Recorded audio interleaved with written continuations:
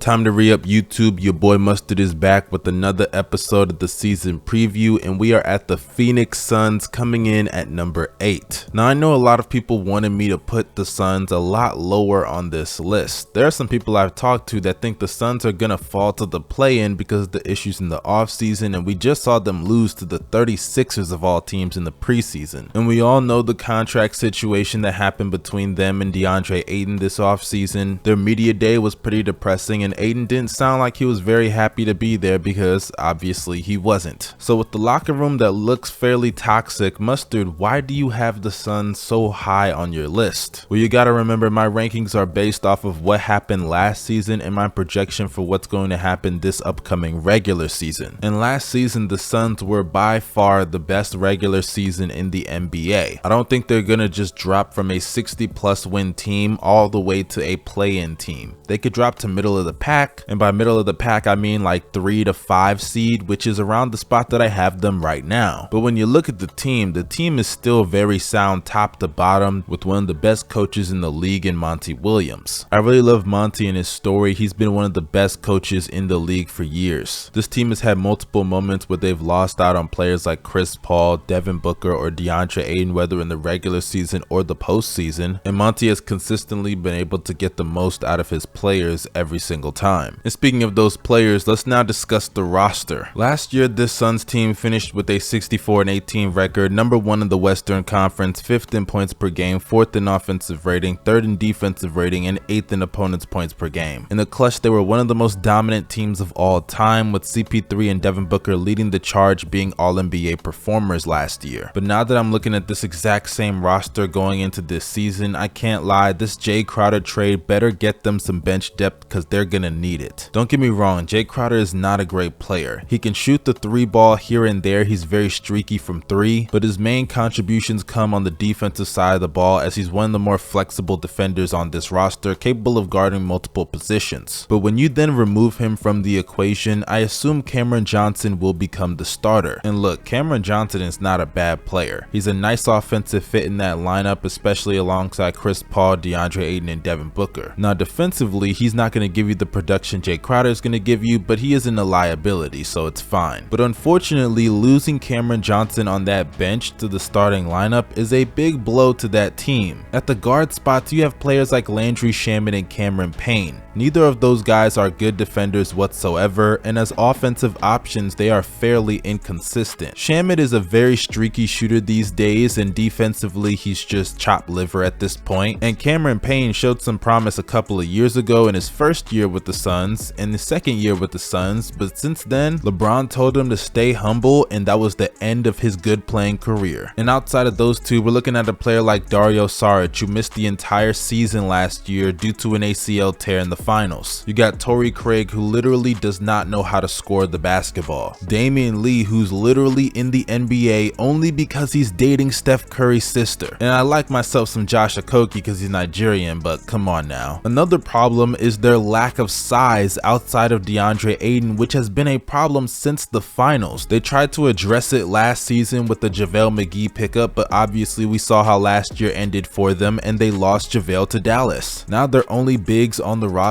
outside of DeAndre Ayton is Dario Saric and Bismack Biyombo. Are you serious? They are cooked at that position when DeAndre Ayton is on the bench. They're gonna have to go small one way or another. Now I will admit, Hassan Whiteside is available on the market, and I understand there is a reason why he's available. I get it, he's not the Miami Heat contract year Hassan Whiteside, but considering that they don't have many other options outside of Dario Saric and Bismack Biyombo, they wouldn't hate to give Hassan Whiteside a call. I'm just saying. So off rip, when you look at this Suns team, I don't think they're going to be as dominant as they were last year, because the teams that I have above them are just less flawed, especially off the bench. So it's going to have to come down to how productive is their starting lineup, and I think their starting lineup is going to be one of the more productive ones in the league, like they have been over the last couple of seasons. For starters, you got Mikal Bridges on the wing, a really good 3-point shooter, doesn't really put the ball on the floor consistently for obvious reasons, playing aside Chris Paul and D-Book, but I'll admit there are times where he has slower footed players on him just due to the fact that D-Book and Chris Paul are getting most of the attention from the better perimeter defenders that they face, and he's capable at sometimes beating them off the dribble in one-on-one situations, but he really is an off-ball player player, and that's okay. He's a good fit alongside Chris Paul and D Book as a spot-up shooter in the catch-and-shoot situations. But on the defensive end, that's really where he makes his name known as one of the better perimeter defenders in the league. Now, I don't think he's as good as some people make him out to be, as against wings, he does struggle a lot more often than people think, and that's understandable when you look at his frame, but he has this reputation as if he's some lockdown defender because he locked up Steph Curry that one game in the regular season, and against guards, he is great. I'm not going to take that away from him. But if you watch him whenever he faces real wings, he's always getting cooked, like every single time. But nonetheless though, I understand the best wings in the league are usually going to get their way, but he just doesn't ever get his. He's still a very good player though, capable of playing with anybody no matter what the situation is, and impactful on both sides of the ball. So I gotta give him his credit there where it's due. But then you get to the big three of the Phoenix Suns in the starting lineup of Chris Paul, Devin Booker, and DeAndre Ayton, and that's when it gets very interesting for this organization. In the case of DeAndre Ayton, he is one of the better players at his position. On the defensive end, due to his frame and strength, he can't get bullied in the post unless it's Giannis, obviously. He's fairly mobile on the perimeter, especially for a player of his size. He's an amazing pick and roll big, a good screener, roller, and lob threat, which is the perfect fit alongside Chris Paul. He also has nice touch at the rim. That post hook really looks like a thing of beauty for real. So you would think with all of those qualities, combined with him being arguably their most consistent player in their finals run 2 years ago, and him being a former #1 overall pick, that the Suns would pay him, but unfortunately they didn't. And I can understand their hesitation to an extent, but the fact that you already gave Devin Booker a supermax, you paid Mikal Bridges, you paid Chris Paul, why can't you pay your first overall pick in DeAndre Ayton? Will it financially cripple you to an extent? Of course it will. But you've already paid everybody else, why would you not pay him? It just seems unfair, especially considering that he's not only young with potential, but you paid the old guy Chris Paul when you know he's in decline. Ayton is not the perfect player, don't get me wrong, but the way the Suns handled that situation by literally waiting till the last second to pay him, as if they didn't know some other team like the Indiana Pacers was gonna offer him a max deal, is just insane to me, truly. And with the way Ayton has been looking in the media day and things of that nature, I really hope it doesn't rub off on their season, even though more than likely it will. But while we're on the subject of Ayton, let's talk about his pick and roll partner Chris Paul, CP3. Man, I ain't gonna lie, CP3 is overhated and overrated at the exact same time. When it comes to him being overrated, I think that is by the media. The media does gas up Chris Paul a lot more than they should be. They act like he literally taught the Suns how to breathe. They just ignore the fact that this team had a gaping hole at the point guard position for years, with some experiments of even putting Devin Booker at the point guard position. Ever since they lost Bledsoe and Dragic, they had a clear issue at that position, but then they started trending upward, and it happened when they got Ricky Rubio. But no, let's give all that credit to CP3 when he joined the team, and let's even put him in some MVP conversation because we really don't want Jokic to win. That first year in Phoenix was truly some nasty work that the media tried to pull off with him. But at the same time, I do believe he's overhated on the fan side of things. I think a lot of fans do underestimate what he brings to the team and his value on this roster. It is pretty ironic for me to say this after me saying what I just said about the media, but the way the media talks about Chris Paul versus how fans talk about Chris Paul are two opposite things. Fans just act like you could put any point guard on that team and they're gonna be the exact same, and that's just not true. Don't get me wrong, Chris Paul is not the perfect point guard. He doesn't get pressure at the rim as often as he used to, and defensively he's obviously lost a step. He is far from elite like he was in the past, but he is still one of the better point guards in this league. He has great vision, he's an amazing pick and roll ball handler, one of the best mid-range shooters in the league, and defensively he's still fairly capable even though he's not what he used to be. There are plenty of other point guards in the NBA that can't even do half of what Chris Paul can, but aren't even met with half of the criticism that Chris Paul is given. People act like just because Chris Paul loses, that means he always chokes, and I feel like that is such a lame way to look at a player's career. And don't get me wrong, I'm not saying he hasn't come up short and underperformed, because just this past year we saw it, but to blame him for being in a lot of situations where either he got injured or his co-star got injured or his co-star underperformed, it makes those fans no better than the media that they believe overrates him, because you're just trying to form a narrative. Regardless though, I do believe Chris Paul is obviously in decline. He's getting older and the responsibility shouldn't be on him to uplift this roster. It should be on Devin Booker. And I keep saying it, we might as well talk about it now. D-Book has to be that guy. It blows my mind how Chris Paul can get all the slander for their back-to-back losses these past 2 years in the playoffs, but D-Book just escaped slander for these shitty ass shooting performances. In the Western Conference Finals in 2021, he played garbage against the Clippers, getting locked up by Pat Bev. In the finals, not only was he the one that got ripped by Drew Holiday, which led to the Giannis lob, but he shot horrible in multiple games, including the closeout game that nobody talks about. And just these past playoffs, everybody gets on Chris Paul for looking like a relic after he turned 37, but nobody ever wants to bring up the fact that Devin Booker was playing like hot dog water in the last 2 games, shooting 9 for 30 from the field, 0 for 8 from 3, 8 turnovers in game 6, and 4 turnovers in game 7. The lack of accountability that people hold Devin Booker to is truly insane, but yet I still hear people in the community try to shoehorn him in conversations that he doesn't belong, like the MVP convo last year just because the Suns were a first seed, or some people even going as far as to say, hey man, D-Book should be in the top 10 if you think Tatum's in there. At the end of the day, Devin Booker is a star, but he is not a superstar. He's a capable scorer primarily from 3 and the mid-range, but he doesn't get enough rim pressure on this team, which desperately needs it. And on top of that, though his playmaking has improved, it's nowhere near elite, just like his defense is pretty mid. People were celebrating D-Book's defense getting better, and trust me, it did get better, but just look at the team around him, bruh. I truly do think that Devin Booker is one of the more overrated players in this league, and it blows my mind every day how people hang on to those back-to-back 40-point performances in the finals, which were incredible, don't get me wrong, but they used them to somehow be a loophole to get him into conversations that he doesn't belong in. Mind you, he also got a super max contract, and it blows my mind that people hate on Bradley Beal for getting that super max deal, but yet they're gonna praise D-Book and say that his contract is well deserved. Please tell me, what is the massive gap between a player like Devin Booker and Bradley Beal? Now, if Beal comes back from this recent injury that he had and looks pretty mid, then fine. Fair game. But when we last saw Bradley Beal, he was a 30-point per game volume scorer. What's Devin Booker?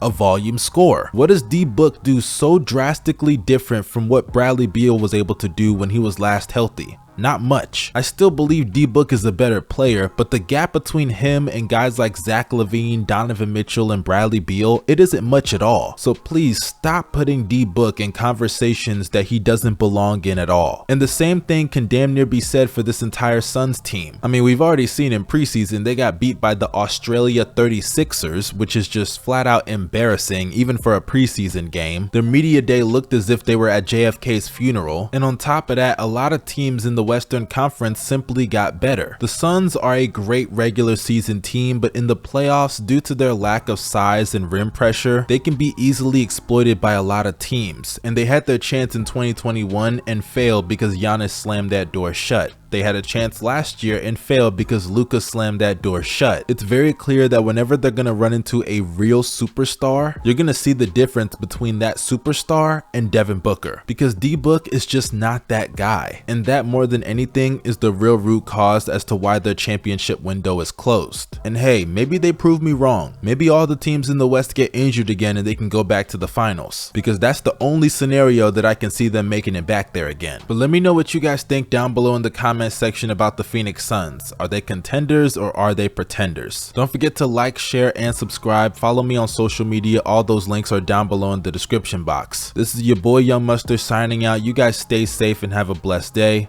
Peace.